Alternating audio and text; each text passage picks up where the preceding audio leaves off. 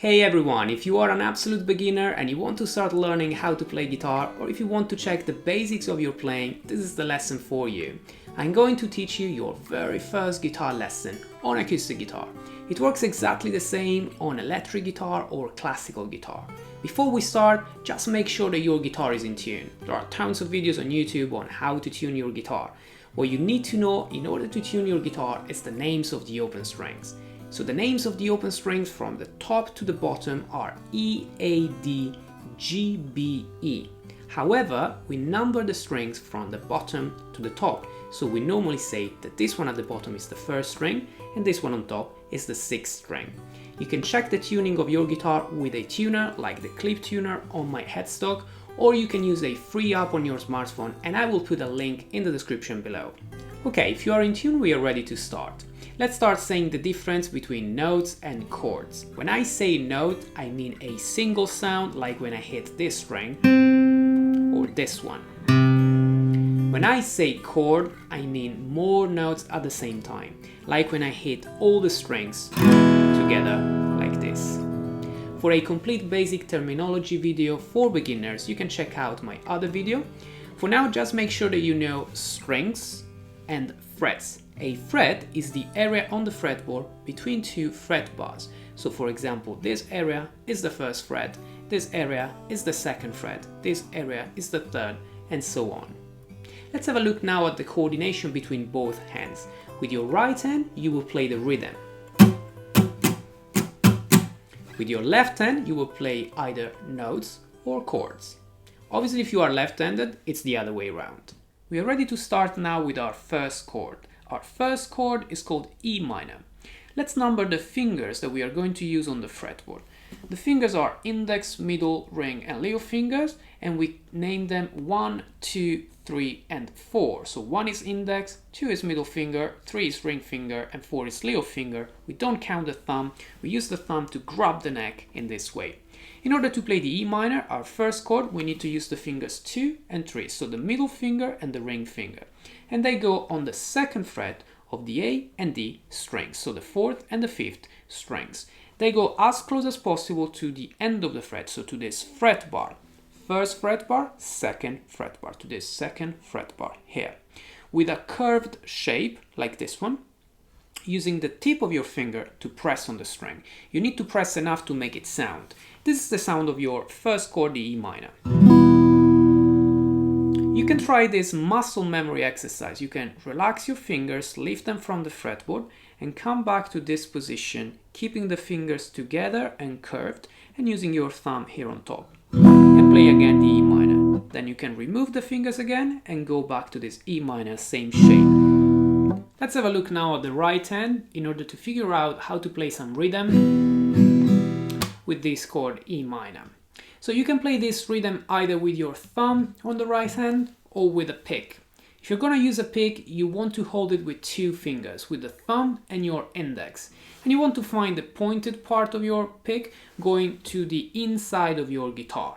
Okay, and remember that all what we are going to do is a movement coming from the wrist. So it doesn't come from the forearm, it's not this, but it's always a sort of rotation. So once you've done this, you can play your E minor and check the sound with one strum only, with one downstroke. Then you can count 4 beats, 1, 2, 3, 4, moving down and up with no stops. Okay, you can check out my strumming tips lesson if you want to find out more about strumming. Then you can play in the first beat one downstroke and you go up without hitting the strings. So you do down, go up without hitting the strings in the first beat.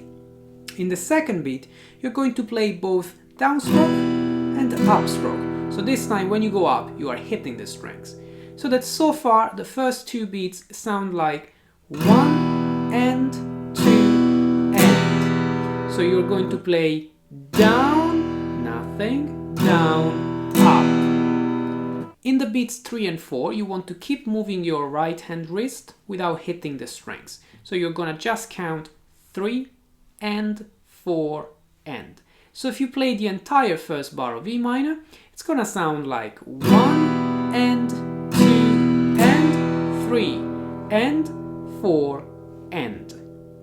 Okay, if we go through the stroke directions, they are down, nothing, down, up, and nothing on 3, nothing on 4.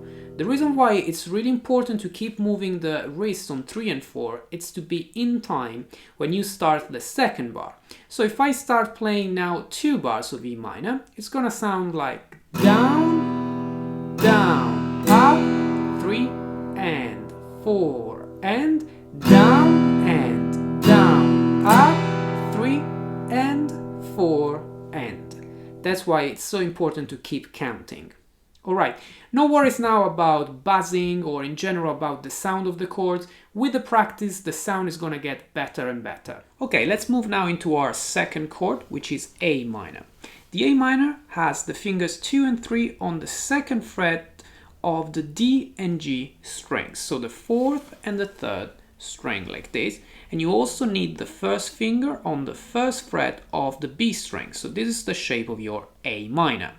So when you move from E minor, the 2 fingers that we used before, 2nd and 3rd, move 1 string below, and you also add your first finger on the 1st fret of the B string. So from E minor, this is the movement in order to go to A minor. Keep the fingers as close as possible to the fretboard and do very small movements. So don't lift your fingers like this, but try to keep them always very, very close to the strings. All right. Like this. And when you're playing the E minor, think ahead. So when you play the E minor, think about I'm going to A minor, this is the movement I'm gonna do, and this is the sound of the A minor. So let's listen to the difference of sound. This is the E minor, and this is the A minor. Alright, only when you are comfortable with this chord change, try to use the thumb on top of the A minor to mute the E string that we don't want in the A minor. So we want the A string, the second one, to be the lowest sound we have on the A minor. So let's just mute this string on top with the thumb without pressing, so we're not playing another note. We're just creating a muted sound like this in order to get a better sound for the A minor. Okay, so before you practice the chord change E minor to A minor with a strumming pattern, just make sure that you practice it a lot of times, just moving your left hand fingers like this until you become really comfortable with all of your fingers. Okay, make sure that your fingers are curved towards you, so facing you, because this is going to help you reaching out the end of the fret, so keeping your fingers very close to the fret bars, and this will make a better sound out of the A minor and the E minor. E minor, A minor. Okay, so this position in this way is going to help you a lot. Let's repeat the same rhythm now on the A minor.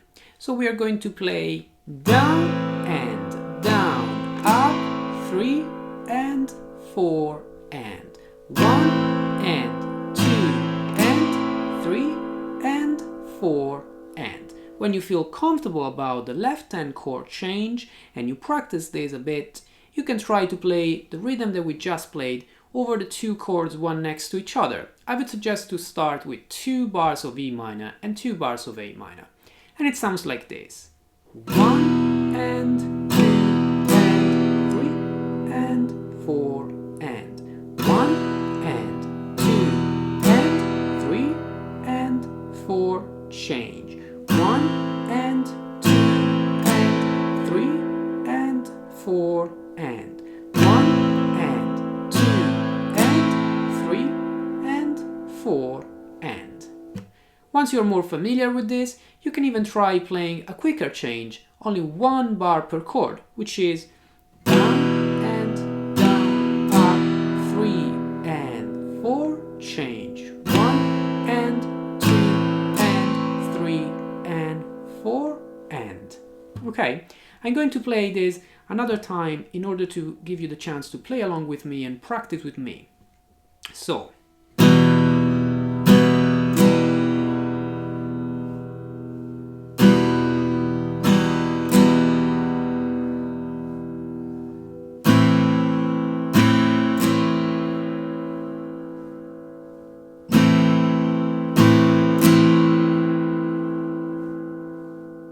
And let's play again 1 bar per chord.